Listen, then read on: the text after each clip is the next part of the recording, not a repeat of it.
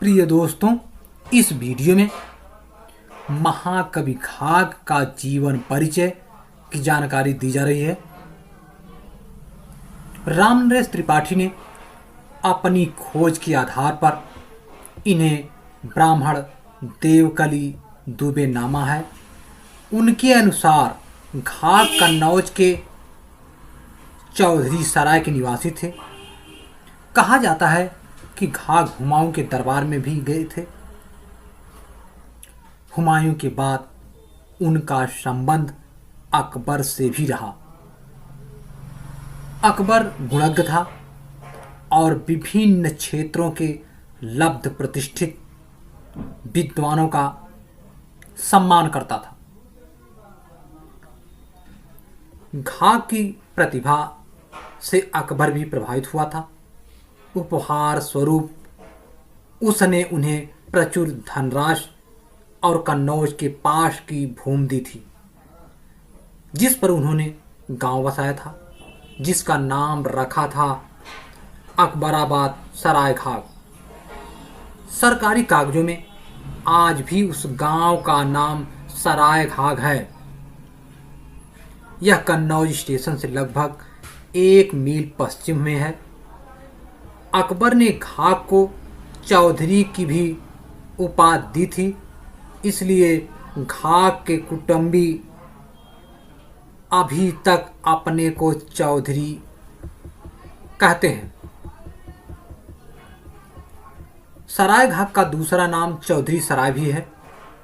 घाघ की पत्नी का नाम किसी भी स्रोत से ज्ञात नहीं है, किंतु इनके 2 पुत्र मार्कंडे दुबे और धीरधर दुबे हुए। इन दोनों पुत्रों के खानदान में दुबे लोगों के बीच 20-25 घर अब उसी बस्ती में है। मार्कंडे के खानदान में बच्चूलाल दुबे, विष्णु स्वरूप दुबे तथा धीरधर दुबे के खानदान में रामचरण दुबे और कृष्ण दुबे वर्तमान में हैं। ये लोग घाघ की 7वीं-8वीं पीढ़ी में अपने को बताते हैं। ये लोग कभी दान नहीं लेते हैं। इनका कथन है कि घाघ अपने धार्मिक विश्वासों के बड़े कट्टर थे और इसी कारण उनको अंत में मुगल दरबार से हटना पड़ा था तथा उनकी जमींदारी का अधिकांश भाग जब्त हो गया था।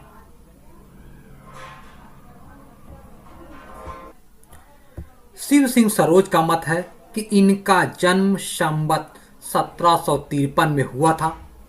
पंडित रामनरेश त्रिपाठी ने कविता कौमुदी भाग 1 और घाघ और भट्टरी नामक पुस्तक में उन्हें कन्नौज का निवासी माना है। इस आधार पर इस धारणा को बल मिलता है कि घाघ का जन्म स्थान बिहार का छपरा था। वहां से एक कन्नौज गए। इस संबंध में जनश्रुति मिलती है कि घाघ की उनकी पतोहू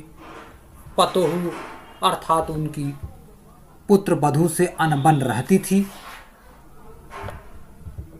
वह उसके विपरीत घाघ जो क्या उक्तियां कहते थे, लोग उन्हें उनकी पतोहू के पास पहुंचा कहावत कहती थी, जिसे लोग घाघ के पास लाते थे।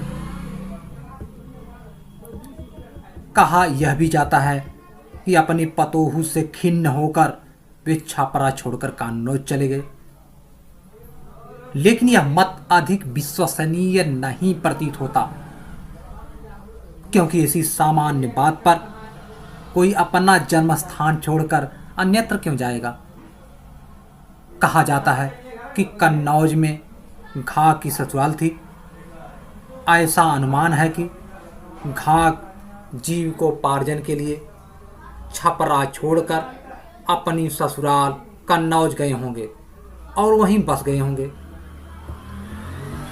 घाघ के संबंध में बचपन से ही इनके संबंध में घाघ बचपन से कृषि विषयक समस्याओं के निदान में अत्यंत प्रवीण थे। बहुत दूर दूर से लोग इनके पास समाधान के लिए आया करते थे। एक बार घाघ बचपन में अपने उम्र के बच्चों के साथ खेल रहे थे। उसी समय एक ऐसा व्यक्ति इनके पास आया। उसके पास कृषि कार्य के लिए बहुत भूमि थी, लेकिन पैदावार उसमें इतनी कम होती थी कि उसके परिवार के भोजन के लिए भी दूसरों पर आश्रित रहना पड़ता था। उस व्यक्ति की समस्या सुनकर महाकवि घाघ तुरंत बोले, आधा खेत बटैया दे के ऊंची दीह कियारी, आधा खेत बटैया दे के ऊंची दीह कियारी, जो तोर लड़का भूखे मरी हैं घगवे दी ही गारी, जो तोर लड़का भूखे मरी हैं घगवे दी है गारी। इन्होंने कहा, यदि किसान के पास खेत अधिक है तो आधा खेत बटाई पर दे देना चाहिए, यानी अधिया दे देना चाहिए, और आधे खेत में ऊंची मेड़ बांध कर खेती करनी चाहिए। इसके बाद भी फसल अच्छी ना हो तो मुझे गाली देना। कहा जाता है कि घाघ के कथनानुसार करने पर वह किसान धन धान्य से पूर्ण हो गया।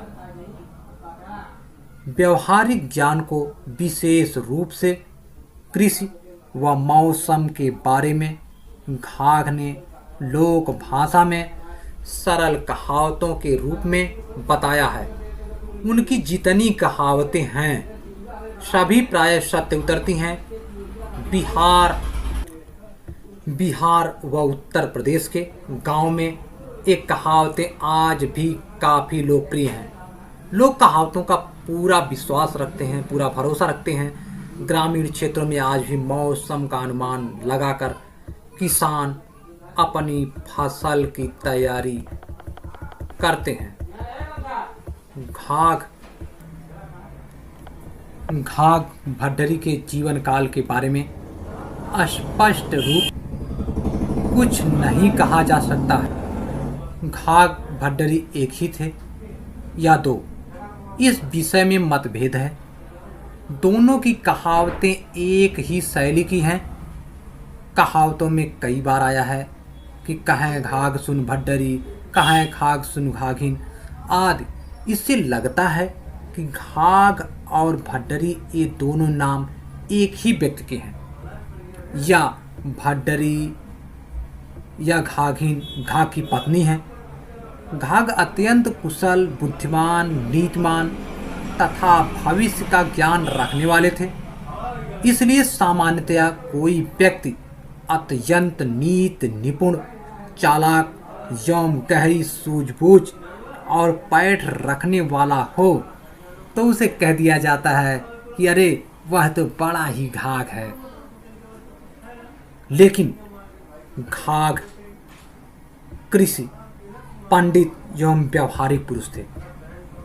उनका नाम भारतवर्ष के विशेषतः उत्तरी भारत के कृषकों के जीव वाग्र पर रहता है, यानी जीव पर रहता है। चाहे बैल खरीदना हो या खेत जोतना हो, बीज बोना हो अथवा फसल काटना हो, घाघ की कहावतें उनका पथ प्रदर्शन करती हैं।